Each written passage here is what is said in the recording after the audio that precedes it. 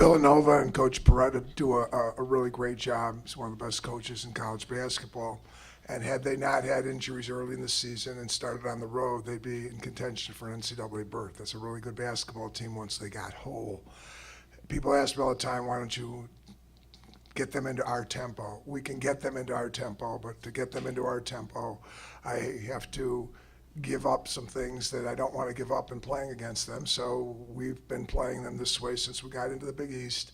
And, it doesn't give our fans the 80s and 90-point game, but it does give them a little bit of drama, especially the way we finished tonight. I thought it was really important that Britt Rinko here, who wasn't having necessarily one of her signature games, did a real good job of understanding down the stretch that Megan Petkoa was our go-to player at that point and did a great job of helping us get the ball to Megan, and Megan answered the bell.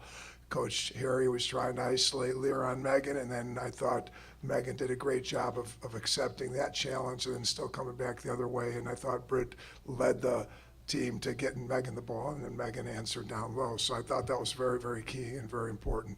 Our team this year has lost only to ranked teams, and Villanova once on the night that we lost Megan Rogowski. So this team here that's sitting here at 25-7 is only had one defeat to a non-ranked basketball team, and the ranked team that have beaten us, only Connecticut blew us, and yet they blew us with a 34. They didn't beat us a lot more than they beat number one South Carolina. So UConn is really pretty good. So I just want to make a point here that we've had a lot of experience this year in close games. Notre Dame, we had beaten, it was a close game, it took to overtime. Northwestern double overtime, Villanova overtime. So I just hope that the experience that we had in all these close games is going to bode well as we move into March, which is all about nothing but close games. So again, it's always the players. The players won the game tonight. I'm really proud of my basketball team that we're going to play and survive to play a very, very good Seton Hall team tomorrow night for the Big East Championship. Coach, thank you very much. We'll open it up to questions now for the student athletes. If you could go to see John if you have a question, we'll make sure that you'll have an opportunity to ask it. And once again, for the benefit of our transcribers, name and affiliation, please. Ben Garland from the DePaul area. This is a question for both Brittany and Megan. Coach talked about it a little bit, where you will kind of play a slower tempo with Villanova. When you're so used to playing a high, fast tempo, how do you adjust? How much of an adjustment is that? We'll go with Megan first. Well, I don't really feel like there's much of an adjustment for me because I'm in the backcourt of it, and I'm never really the one that's running around chasing the ball. So I think this might be a question for Brittany. I don't think it's that much of a difference. We still up the court. We still have pressure on the ball. We're still doing what we're usually doing. So I guess it's just a matter of how fast we're going. You guys were here last year, making it all the way to the Big East Final. You guys coming back again. How does that experience help when playing these really close games, then getting those tired legs going into tomorrow? Just having the experience, I guess, is good for us. But at the same time, we can't just come into the game just thinking we're going to win. We have to come in with the same energy and just keep playing hard. Us and Seton Hall both had tough games, so both our legs are going to be tired, but it's just a matter of coming in ready to play. Yeah, I definitely think the experience from last year has helped us so far. And like she said, we just have to come in prepared tomorrow. We can't get overexcited. We have to come ready and have the same energy that we had tonight.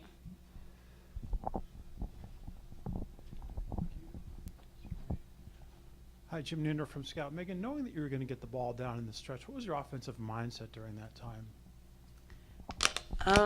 I'm definitely trying to be more aggressive with every game. I think it was just either get the ball in or get it back out if I was double teaming my teammates. Like Coach Bruno said, all of the guards did a really great job of getting me the ball in there. They found me on the three, they found me inside, so I have to credit all it to the guards. Any other questions for the student athletes? John? Yeah. Oh, I'm sorry. Swin. Great to see you. I'm not used to it. Wow. She was a junkyard dog now. Swin Cash, Westward 1. Quick question for Britt. When you were out there playing, you're missing shots. What's going through your head as you come back in the second half? We saw kind of your facial expression after getting 2 quick fouls going to the halftime. What did the coach say to you or your teammates say to you to kind of get you going in the second half? Nothing. Just Nothing? me staying focused. Coach never says nothing to me when I'm missing shots. It's just a matter of me just staying focused, not getting down on myself. And my teammates just telling me to keep playing. I got it. Just keep shooting the ball. I wasn't making layups, so I was getting mad at myself. But at the same time, my teammates were just, Britt, stay focused. You got it. You're going to make the next one. So it was just a matter of them keeping me up and myself keeping myself together. Okay. And for you, Megan, on the low block, coach was calling your number. The ball was coming in. You had a different, like, a array of moves down low. Do you feel like looking ahead to Seton Hall, like that's something that you want to do, establish yourself on a low block, or is it more of stretching out and trying to get the players to come out on you and open up the driving lanes for some of your guards? I definitely prefer to play on the perimeter, but I do think I'll have to do a little bit of both. I mean, definitely I'll have to get out to the three-point line and open up so that the big girl has to come out and guard me, and then, you know, our guards can go drive and get some people in foul trouble maybe. But I also have to have a presence in the post. I don't think we really had much of that in the last 2 Seton Hall games, so I do have to get down there and use some of those moves to try to score inside. I swear those are really cute sweats you got on.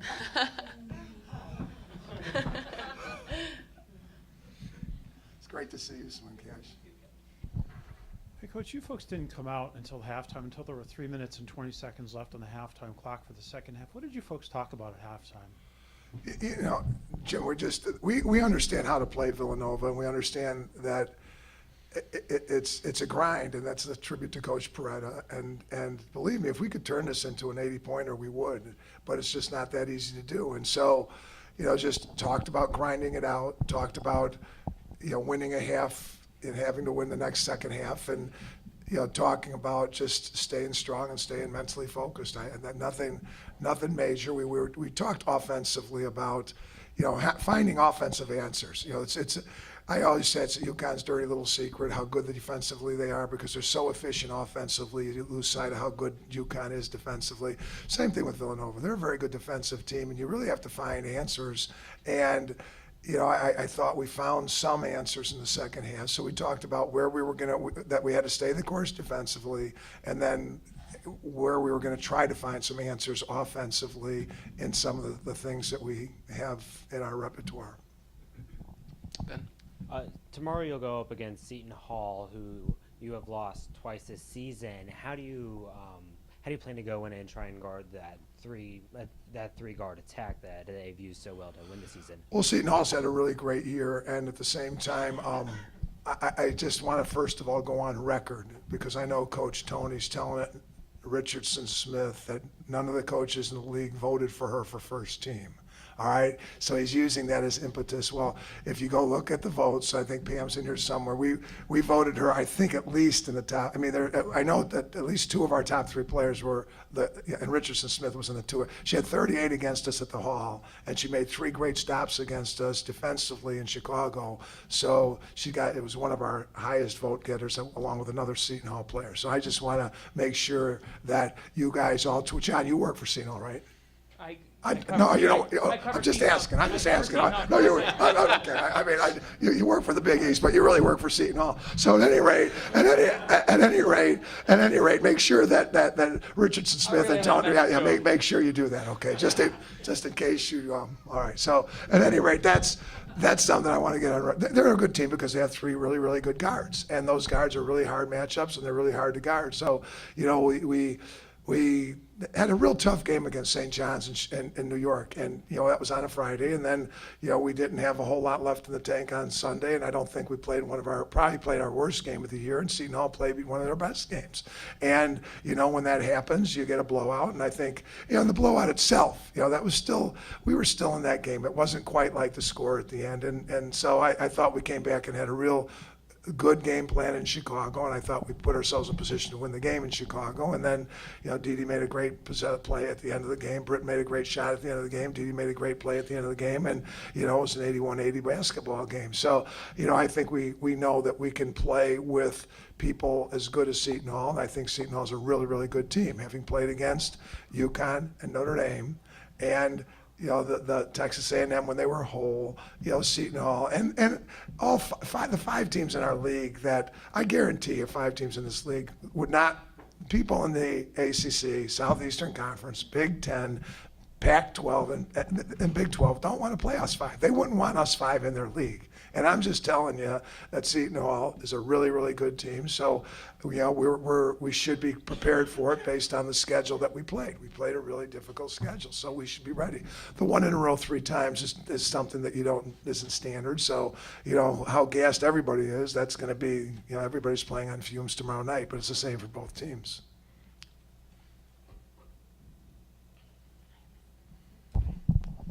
Congratulations, Coach. Amy Lawrence, Westwood One. Nice to see you again.